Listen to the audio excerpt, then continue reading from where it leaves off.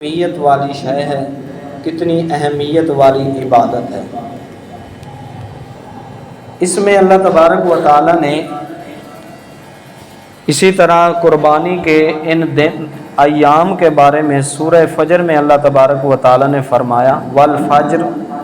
ولیال عشر، قسم ہے 10 راتوں کی۔ علماء کرام کا اس میں اختلاف ہے، کوئی جو ہے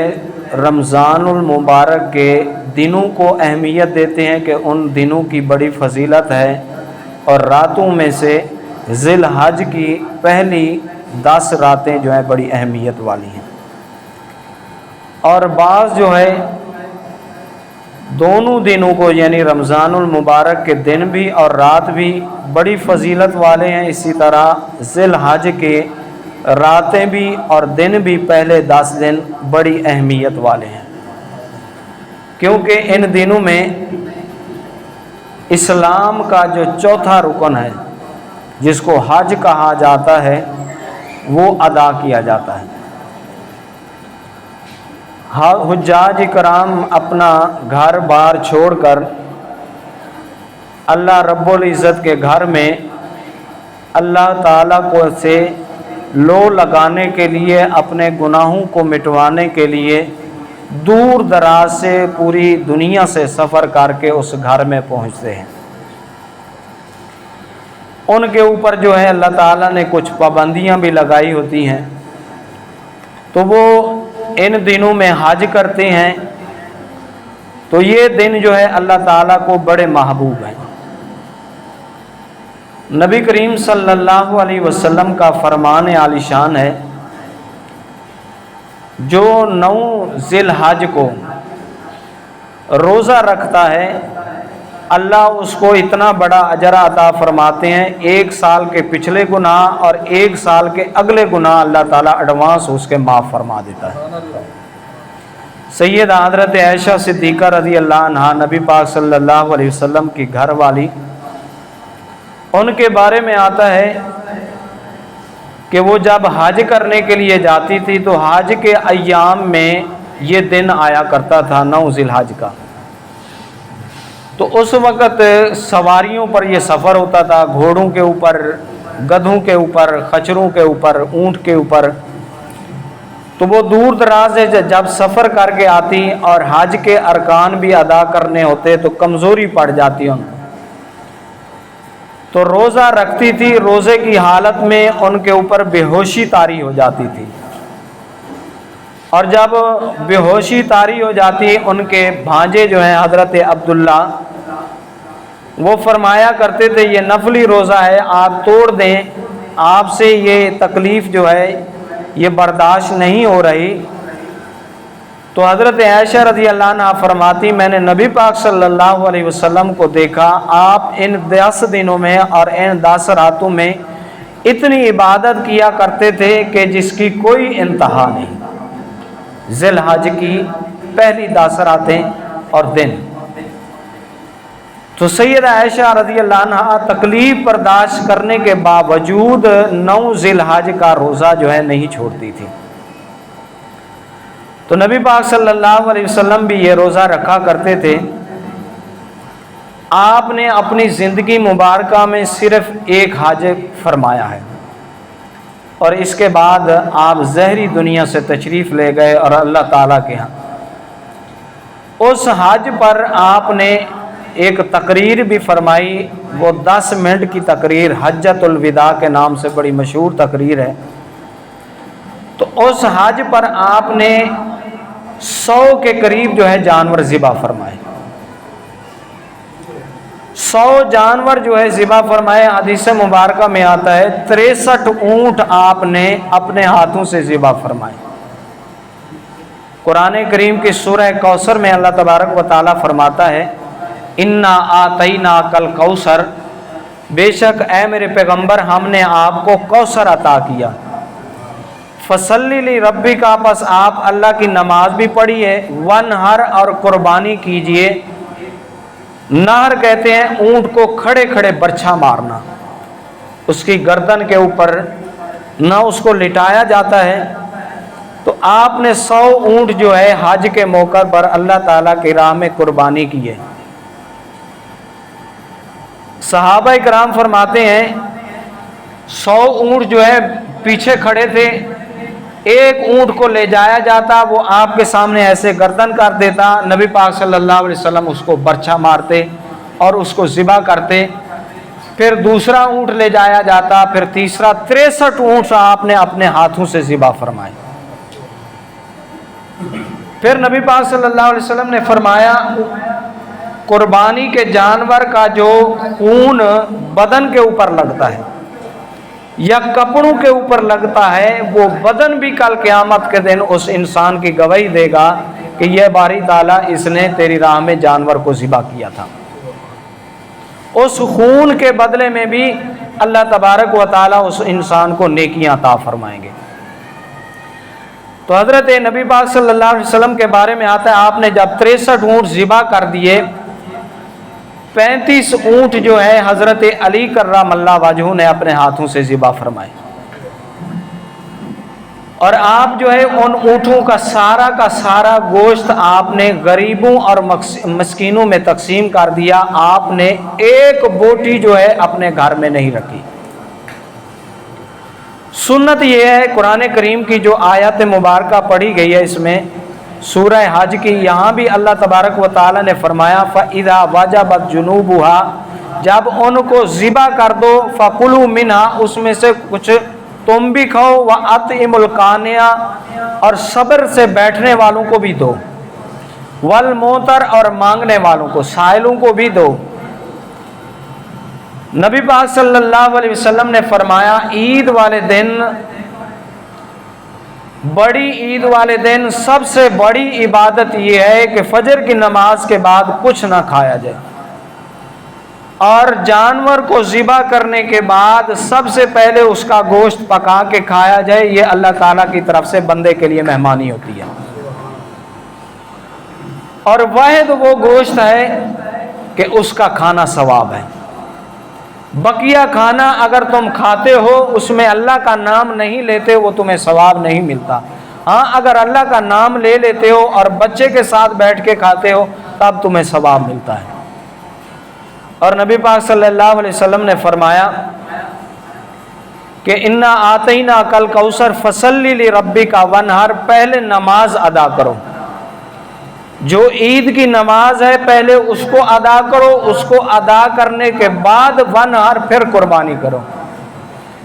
نبی پاک صلی اللہ علیہ وسلم نے فرمایا جو عید کی نماز ادا نہیں کرتا، پہلے جانور کو ذبح کر دیتا ہے، اس کی قربانی جو ہے کسی قابل نہیں،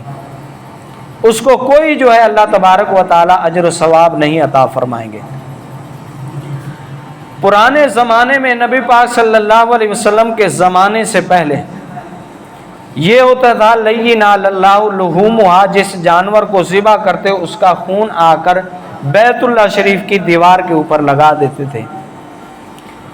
تو اللہ تبارک و تعالی نے اپنے محبوب صلی اللہ علیہ وسلم پر یہ آیت اتاری لینا اللہ لحومھا، اے میرے پیغمبر ان سے کہہ دیجئے نہ اللہ کو تمہارا خون پہنچتا ہے، ولا دماؤھا، نہ اس کا گوشت پہنچتا ہے، وَلَٰكِن يَنَالُهُ التَّقْوَىٰ، اگر اللہ کے پاس جو پہنچتی ہے وہ تمہاری نیت پہنچتی ہے، تو ہم نے کس نیت سے جانور کو اللہ کی راہ میں قربان کیا ہے۔ آیا رشتہ داروں کی آوازوں سے بچنے کے لیے تو نہیں اللہ تعالیٰ کے راہ میں جانور کو ذبح کیا کہ رشتہ دار کہیں گے اتنا بڑا مالدار ہے اور اتنا بڑا مال و دولت ہونے کے باوجود اللہ کی راہ میں قربانی نہیں کرتا، یا اس نیت سے تو جانور نہیں ذبح کیا کہ لوگ کہیں گے دیکھو جی اس کے پاس اللہ نے اتنا مال دیا ہے تو اتنا جو ہے جانور اللہ کی راہ میں ذبح کر رہا ہے، نہیں بلکہ اللہ کی راہ میں جو جانور ذبح کرو محض اللہ کی رضا کے ہو حاصل کرنے کے لیے۔ پھر نبی پاک صلی اللہ علیہ وسلم نے فرمایا وہ جانور اللہ کی راہ میں ذبح کرو جس میں کوئی عیب نہ ہو، اور موٹا تازہ جانور اللہ تعالیٰ کی راہ میں لے کر ذبح کرنا چاہیے۔ چوتھے سپارے میں اللہ تبارک و تعالیٰ فرماتا ہے لن تنالوا البر حتى تنفقوا مما تحبون، اس چیز کو اللہ تعالیٰ کی راہ میں قربان کرو جو تمہیں زیادہ سب سے زیادہ پسند ہے۔ اپنے خزانے کے اوپر نظر دوڑاؤ اور وہ جو خزانہ سب سے زیادہ تمہیں قیمتی لگتا ہے اس کو اللہ تعالیٰ کی راہ میں جو ہے صدقہ کرنا چاہیے، اس کی زکوٰۃ دینی چاہیے، اور اس جانور کو ذبح کرنا چاہیے جو تمہیں سب سے زیادہ پسندیدہ ہو۔ اگر انسان ماڑا کمزور جانور اللہ تعالیٰ کی راہ میں قربان کرتا ہے، نبی پاک صلی اللہ علیہ وسلم کا فرمان ہے اگر اس میں عیب دار ہے، اس کا کان کٹا ہوا ہے، اس کی آنکھ ٹھیک نہیں، اس کا پاؤں ٹھیک نہیں، فرمایا وہ جانور اللہ کی راہ میں ذبح نہ کرو۔ یہ احادیث مبارکہ بڑی مشہور ہے کہ تمام انبیاء علیہ السلام نے بکریاں چرائی ہیں۔ حضرت موسیٰ علیہ السلام سے اللہ تعالیٰ کو بڑا پیار تھا، اس لیے ان کو کلیم اللہ کا لقب اللہ نے عطا فرمایا۔ وہ ہر روز کوہ طور پر جا کر اپنے رب سے بات چیت کیا کرتے تھے، جیسے میں آپ کے سامنے بول رہا ہوں ایسے موسیٰ علیہ السلام اللہ تعالیٰ سے باتیں فرماتے تھے۔ ایک دن بکریاں چرا رہے تھے تو جبرائیل علیہ السلام کو اللہ تعالیٰ نے بھیجا، جبرائیل جاؤ میرے کلیم کو کہو بکریوں کا سودا کرنا ہے۔ تو حضرت موسیٰ علیہ السلام نے سوچا میری بکریاں تھوڑی کمزور ہیں، ان کے اوپر میں مشقت اٹھاتا ہوں، ان کو صبح سویرے لے جاتا ہوں چراگاہ میں چراتا ہوں، پھر شام کو لے آتا ہوں۔ آج بھی وہ پہاڑ موجود ہے اردن میں، فلسطین کے پاس وہ ملک ہے اردن، جس پہاڑ کے اوپر حضرت موسیٰ علیہ السلام بکریاں چرایا کرتے تھے۔ تو حضرت موسیٰ علیہ السلام بکریاں چرا رہے ہیں، اللہ تعالیٰ کا فرشتہ جبرائیل آ جاتا ہے۔ حضرت موسیٰ علیہ السلام نے سوچا میری بکریاں کمزور ہیں، لہٰذا اللہ تعالیٰ سے سودا لگا لینا چاہیے، اللہ کی بڑی موٹی تازی بکریاں ہوں گی۔ تو حضرت موسیٰ علیہ السلام نے کہا ٹھیک ہے۔ حضرت جبرائیل نے پر مارا اور ساری بکریوں کو اٹھایا اور اللہ تعالیٰ کے ہاں لے گئے، اور ادھر سے جو بکریاں لے کے آئے تو کوئی کسی کا پاؤں جو ہے ٹھیک نہیں تھا اور کسی کا کمر جو ہے ٹھیک نہیں تھی، کوئی ادھر گرتی تھی کوئی ادھر گرتی تھی۔ موسیٰ علیہ السلام بڑے پریشان ہو گئے، فرمانے لگے یا باری تعالیٰ میں نے تو سوچا تھا کہ اللہ کی بکریاں بڑی موٹی تازہ ہوں گی، یہ تو کمزور ہیں، کسی کی ٹانگ جو ہے صحیح نہیں ہے، کسی کا کچھ صحیح نہیں ہے۔ تو اللہ تعالیٰ نے موسیٰ علیہ السلام کو فرمایا موسیٰ میرے بندے جو ہے میری راہ میں جو صدقہ دیتے ہیں وہی میرے پاس موجود ہوتا ہے، جو چیز مرنے لگے گی اس کو ہم ذبح کر کے اللہ کی راہ میں دے دیں گے، جس کے بچنے کے کوئی چانس نہیں ہوں گے، اور جس کو جو ہے ایسی لا علاج بیماری لگی ہوگی اس کو ذبح کر کے غریبوں اور مسکینوں میں تقسیم کر دیں گے۔ تو اللہ تعالیٰ نے فرمایا موسیٰ میرے بندے جو مجھے دیتے ہیں وہی میرے پاس موجود ہوتا ہے۔ موسیٰ علیہ السلام نے کہا یا باری تعالیٰ مجھے یہ سودا قبول نہیں، میری یہاں بکریاں واپس کی جائیں اور اپنی بکریاں واپس لی جائیں۔ تو دیکھیں اس حدیث مبارکہ سے پتہ چلتا ہے کہ ہم جو جانور ذبح کریں گے وہ اللہ کے ہاں موجود ہوتا ہے۔ اگر اچھا جانور ذبح کریں گے وہ کل قیامت کے دن میرے آقا صلی اللہ علیہ وسلم نے فرمایا سواری بن کر اسے پل صراط سے پار لگوائے گا۔ جتنا موٹا تازہ جانور ذبح کریں گے اتنا ہی کل قیامت کے دن وہ ترازو میں رکھا جائے گا، اتنی اس کو نیکیاں عطا فرمائی جائیں گی۔ تو بہرحال اللہ تبارک و تعالیٰ نے فرمایا سب سے پہلے جو ہے نیت ٹھیک ہونی چاہیے، اپنے اندر کو دیکھنا چاہیے کہ میں کس مقصد کے لیے،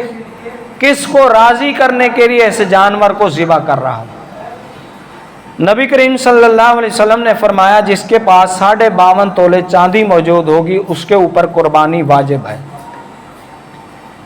اور 3 بستروں کے علاوہ 3 برتنوں کے علاوہ جس کے پاس اضافی مال پڑا ہے، بستر پڑے ہیں، ان کی قیمت لگائی جائے گی، ان برتنوں کی قیمت لگائی جائے گی۔ 1,34,000 سے اوپر جس کے پاس پیسے ہیں اس کے اوپر قربانی واجب ہے۔ اگر وہ قربانی نہیں کرتا میرے آقا صلی اللہ علیہ وسلم نے فرمایا وہ ہماری عیدگاہ کے قریب نہ آئے، اس کی وجہ سے دوسروں کی نماز جو ہے خراب ہوگی۔ کیونکہ اللہ نے نماز کو قبول کرنا ہوتا ہے، دعاؤں کو قبول کرنا ہوتا ہے۔ موسیٰ علیہ السلام کے زمانے میں بارش نہیں ہوتی، ایک آدمی کی وجہ سے اللہ تعالیٰ نے ان کے اوپر بارش کو روکا ہوا تھا۔ جب وہ توبہ کرتا ہے اللہ تعالیٰ جو ہے بارش برسا دیتا ہے۔ تو اس لیے میرے آقا صلی اللہ علیہ وسلم نے فرمایا جس کے پاس اتنی مالیت ہے، آج کے دور میں 1,34,000 بنتے ہیں 52.5 تولہ چاندی کے، اور وہ قربانی نہیں کرتا، وہ عید گاہ کے قریب نہ جائے۔ ہمارے گھروں میں بے مقصد چیزیں پڑی ہوتی ہیں۔ اب دیکھیں LCD ہے، نہ اس کا کوئی مقصد ہے، 70 ہزار کی LCD ہر کمرے میں، 2 کمروں میں لگی ہوتی ہے، ایک بیٹھک میں، ایک دوسرے کمرے میں لگی ہوتی ہے جہاں بچے دیکھتے ہیں۔ اب اس کا کوئی مقصد نہیں ہے۔ ہم اپنی طرف سے من گھڑت جو ہے یہ سوال پیدا کر دیتے، دیکھیں جی ہم نے ٹی وی لگایا ہوئے وہ قرآن سنتے ہیں۔ یہ محض سراسر ہماری غلطی ہیں۔ قرآن پاک کو ہم کارڈ میں بھروا کے بھی سن سکتے ہیں، ضروری نہیں، اس میں بہت ساری خرافات ہیں۔ LCD کی کوئی ضرورت نہیں، جو اگر وہ نہ ہو تو ہماری ضروریات زندگی چل سکتی ہیں، لیکن ہم قربانی نہیں کرتے۔ جرم وار ہوتے ہیں اللہ تعالیٰ کی عدالت میں۔ مہمان آ جائیں تو ناک بچانے کے لیے 60-70 ہزار روپے کا خرچہ کر دیتے ہیں، جب قربانی کا وقت آتا ہے تو کہتے ہیں ہمارے پاس جو ہے اتنی مالیت نہیں، پھر ہمیں جو ہے نقص نظر آ جاتے ہیں، آیا ہمارے پاس اتنی چیز ہے ہم قربانی کر سکتے ہیں؟ تو یہ چیزیں دور کرنی چاہیے اپنے اندر۔ نبی پاک صلی اللہ علیہ وسلم نے فرمایا جب انسان قربانی کرتا ہے اللہ تبارک و تعالیٰ اس سے مصیبتوں کو دور کر دیتا ہے، اس کی مشکلات کو حل کر دیتا ہے اللہ تعالیٰ۔ ہم جان بوجھ کے قربانی نہیں کرتے۔ صحابہ اکرام کے بارے میں آتا ہے، آپ نے نبی پاک صلی اللہ علیہ وسلم کی سیرت طیبہ کے بارے میں پڑھا ہوگا کہ آپ کے گھر میں کبھی کبھی 2 وقت کا کھانا نہیں ہوتا تھا۔ صحابہ اکرام کے پاس کھانا نہیں ہوتا تھا، لیکن جب آپ حج پہ جاتے ہیں نبی پاک صلی اللہ علیہ وسلم نے 100 اونٹ اللہ کی راہ میں قربان کیے ہیں۔ کیا ہے؟ اپنے آپ کو پیچھے رکھ کے، لیکن قربانی کے عمل کو ادا کیا ہے۔ مشکات شریف کی حدیث مبارکہ ہے، نبی پاک صلی اللہ علیہ وسلم سید عائشہ فرماتی ہیں آپ 2 جو ہے میڈے 2 چھترے ذبح کیا کرتے تھے اللہ کی راہ میں۔ عید کی نماز پڑھا کے آتے تھے، سب سے پہلے اپنا تہ بند جو ہے آپ کس لیتے تھے۔ نبی پاک صلی اللہ علیہ وسلم نے ساری زندگی تہ بند باندھا ہے، شلوار کو آپ نے پسند فرمایا۔ پانی پلاتے ان جانور کو آپ یعنی پہلے 1 دن پہلے اس کو چارہ اچھی طرح کھلا دیتے، اور صبح سویرے پھر آپ چارہ کھلاتے، پھر واپس جب آتے عید کی نماز پڑھ کے آپ اس جانور کو پانی پلاتے۔ جانور کو پانی پلانے کے بعد سیدہ فرماتی ہیں آپ خود ان کو لٹاتے تھے، میں ان کی ٹانگیں پکڑتی تھی، نبی پاک صلی اللہ علیہ وسلم اس کو ذبح کرتے تھے۔ ذبح کرتے وقت آپ پڑھتے تھے بسم اللہ اللہ اکبر، تقبل اللہ منا و منکم، اے اللہ اس جانور کو میری طرف سے اپنی بارگاہ عالیہ میں قبول فرما۔ ہم تو عیب سمجھتے ہیں کہ بچوں کو پیچھے کر دیتے ہیں، حالانکہ یہ عبادت ہے جانور کو ذبح کرنا، تاکہ بچوں کو پاس ٹھہرایا جائے، وہ جب بڑے ہو جائیں ان کے اندر جذبہ ہو، وہ قربانی کر سکیں۔ نبی پاک صلی اللہ علیہ وسلم اپنے ہاتھوں سے جو ہے جانور کو ذبح فرماتے۔ آپ کا تہ بند کے اوپر خون بھی لگتا تھا، آپ کے ہاتھوں پر بھی خون لگتا تھا، لیکن اس عمل کو خود فرمایا کرتا تھے، حالانکہ آپ کے جانثار صحابہ موجود تھے جو آپ اگر تھوک بھی پھینکتے تھے وہ نیچے زمین پہ نہیں گرنے دیتے تھے، اس کو اٹھا لیتے تھے اور اس کو چوس لیتے تھے۔ لیکن صحابہ کے ہونے کے باوجود آپ صلی اللہ علیہ وسلم جانور کو ذبح خود فرماتے ہیں۔ تو اس لیے سنت یہ ہے کہ جانور کو خود ذبح کرنا چاہیے، اس کے پاس موجود ہونا چاہیے، اور دل میں جو دعائیں ہیں نبی پاک صلی اللہ علیہ وسلم کی وہ پڑھنی چاہیے، تقبل اللہ منا و منکم، بسم اللہ اللہ اکبر، بسم اللہ اللہ اکبر، بسم اللہ اللہ اکبر ذبح کرتے وقت پڑھتے رہنا چاہیے۔ تو یہ جو ہے سنت عمل ہے۔ نبی پاک صلی اللہ علیہ وسلم کی سنت یہ تھی، آپ فجر کی نماز پڑھانے کے بعد وہیں تشریف فرما رہے تھے، جب سورج نکل آتا اس کے 10 منٹ بعد آپ جو ہے عید کی نماز جو ہے پڑھا دیا کرتے تھے۔ پھر فرمایا کرتے تھے کہ سب سے بہترین عمل یہ ہے کہ قربانی کا گوشت سب سے پہلے کھایا جائے، یہ سنت ہے۔ اس کا ذکر جو ہے پھر انشاءاللہ کریں گے۔ اللہ تعالی ہمیں عمل کرنے کی توفیق نصیب فرمائے۔ وآخر دعوانا الحمدللہ رب العالمین۔